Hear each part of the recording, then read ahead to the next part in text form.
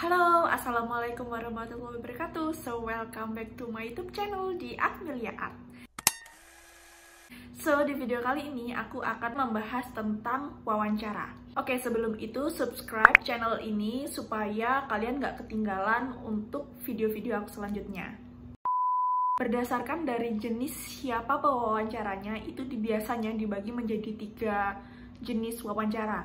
Yang pertama adalah wawancara HRD, yang kedua wawancara user, dan yang ketiga adalah wawancara direksi. Untuk wawancara direksi ini tergantung dari perusahaan yang kalian lamar apakah ini membutuhkan atau tidak. Karena hanya sedikit saja perusahaan yang mensyaratkan untuk wawancara hingga direksi. Mostly itu hanya sampai HRD dan user aja. Jadi untuk direksi aku tambahin aja supaya jaga-jaga di posisi kalian itu membutuhkan sampai dengan wawancara direksi. Kalian tahu nggak sih sebenarnya perbedaan dari wawancara user atau HRD itu seperti apa? Mari kita bedah satu-satu. Kita bahas dua dulu aja ya, wawancara HRD dan wawancara user. Oke, yang pertama wawancara HRD. Wawancara HRD ini merupakan interview atau wawancara yang dilakukan oleh HRD atau Human Resource Development di perusahaan. Wawancara HRD ini biasanya dilakukan di awal sebelum kalian melakukan wawancara oleh user. HR perlu menilai kelayakan dari seorang pelamar dari wawancara secara umum. Dan nantinya dari pertanyaan-pertanyaan yang dilontarkan oleh HR ini tadi, mereka dapat mengidentifikasi kepribadian kalian dan kemampuan kalian untuk selanjutnya diteruskan kepada pihak user. Dan dimana wawancara user ini jauh lebih detail daripada wawancara di HRD. Oke, yang kedua adalah wawancara user. Wawancara user merupakan sebuah wawancara atau interview yang dilakukan oleh user, di mana hal ini adalah atasan langsung kalian, biasanya vice president ataupun manager dan associate. Intinya orang-orang yang akan berkomunikasi dengan kalian secara aktif nantinya setelah kalian masuk ke perusahaan ini. Jadi orang yang paling sering kalian ajak komunikasi, kalian ajak bekerja sama, terus berkoordinasi, itu adalah user ini tadi. Jadi si user ingin mengetahui apakah kandidat ini enak untuk diajak kerjasama, terus capable untuk melaksanakan tugas-tugas yang diberikan, dan lain sebagainya. Dengan melakukan wawancara user ini, para atasan bisa mengetahui karakteristik dari pelamar ini. Apakah menurut beberapa tolok ukurnya, kalian apakah layak untuk menempati posisi yang kalian lamar. Tentunya dari beberapa pertanyaan dan banyak pertanyaan mungkin yang disampaikan oleh user kepada pelamar akan mengidentifikasi bahwa kalian ini karakteristiknya seperti apa. Oke, sekarang kita bahas tentang perbedaan yang secara signifikan antara wawancara HRD dan wawancara user. Untuk wawancara HRD, yang pertama, lebih mengulik kepada CV kalian. Jadi biasanya CV kalian itu akan di-print oleh mereka, dan nantinya hal inilah yang akan dijadikan acuan pertanyaan. Bisa jadi kalian menampilkan banyak pengalaman seperti organisasi maupun pengalaman pekerjaan. Dari hal-hal inilah nantinya timbul pertanyaan-pertanyaan untuk memastikan apakah kalian benar-benar melakukan hal-hal ini secara jujur, atau apakah dalam kegiatan-kegiatan ini kalian mengambil sebuah pelajaran yang buat kalian ada perubahan dan lain sebagainya.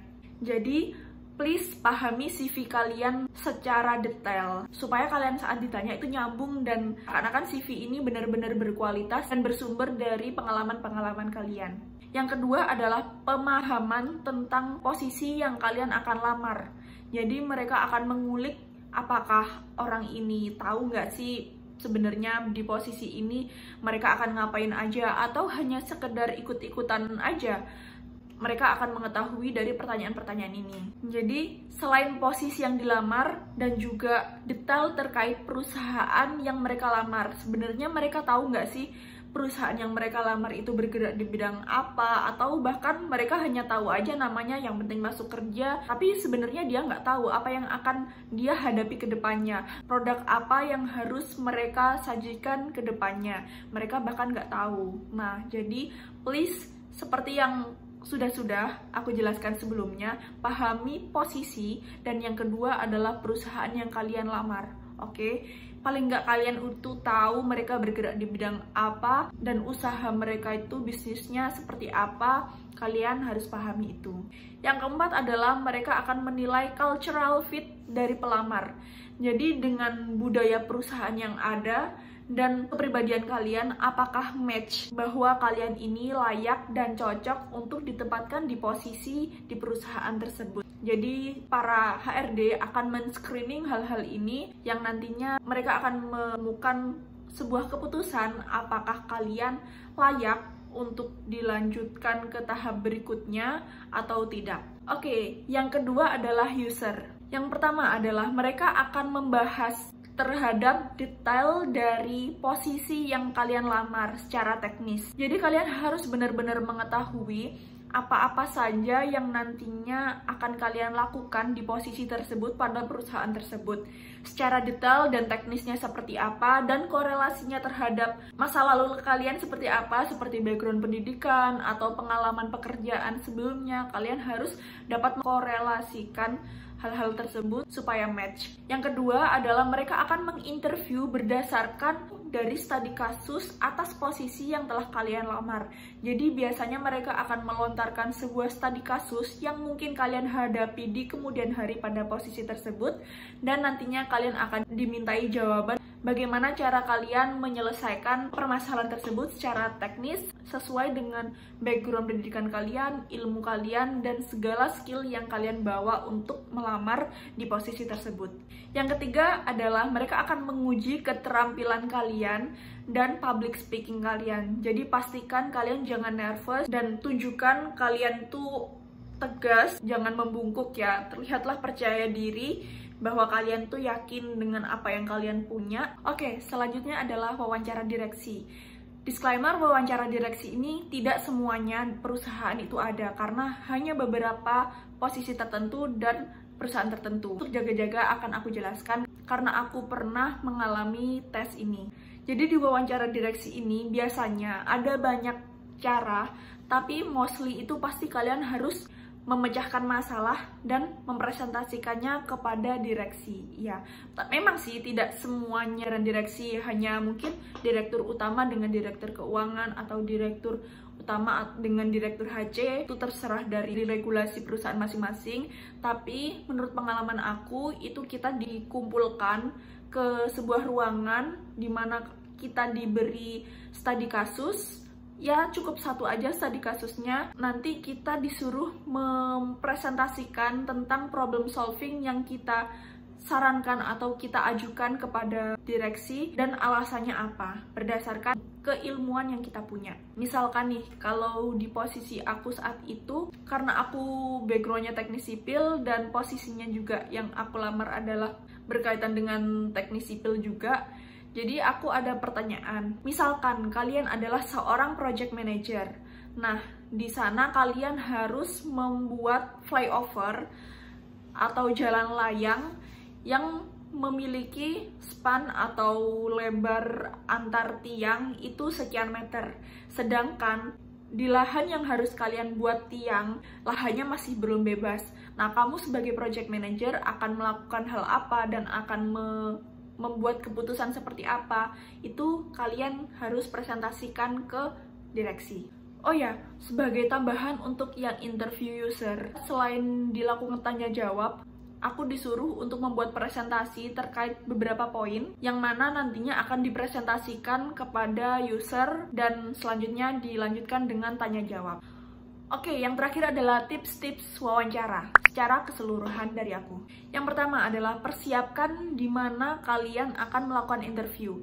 Karena mungkin sekarang ini banyak yang sudah online untuk interview, jadi persiapkan kalian akan melakukan interview di mana. Seperti pada tahap tes TKD sebelumnya, kalau bisa di sebuah tempat yang kalian nyaman dan sangat tenang di situ seperti di kamar misalkan. Tapi kalaupun offline itu persiapkan diri dengan baik. Sebelum dari wawancara kalian harus searching di mana lokasi wawancaranya dan jadwalannya jam berapa. Kalau bisa datang 2 jam sebelum wawancara. Mempersiapkan diri, mempersiapkan mental. Jadi persiapkan dirimu dengan baik. Yang kedua, pastikan kalau kalian online tidak ada orang di sekeliling kamu.